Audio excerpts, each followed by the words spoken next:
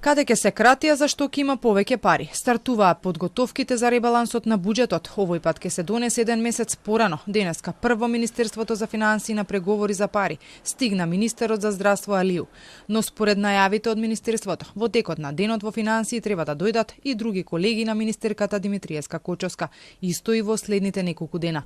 По направените математички пресметки, ќе се види од каде ќе се крати, а каде ќе се префрлат повеќе средства. Од финансии соопштија дека во време на сериозна глобална неизвестност предизвикана од геополитичките случувања на Блискиот Исток, сите економии, вклучително и македонската, се соочуваат со предизвици.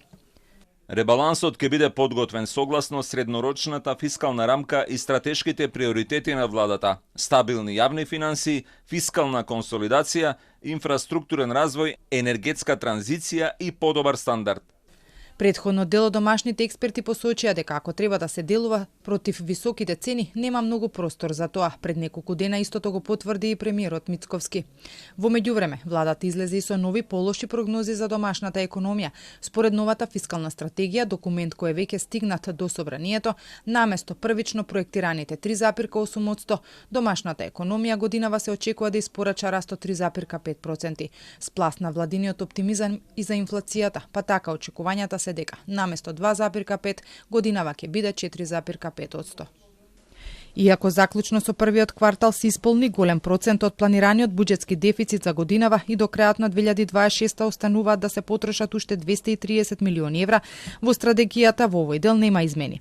Но допрва ќе се види дали кај минусот во државната каса ќе има корекција до крајот на годинава. Ако остане овој дефицит, во тој случај или ќе се крати на расходите, или пак ќе треба да се соберат повеќе приходи.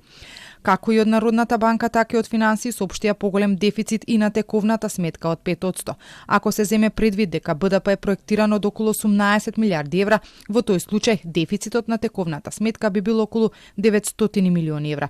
Толку би бил одливот на девизи од земјава и од Народната банка посочија дека има повеќе одлив отколку прилив на средства.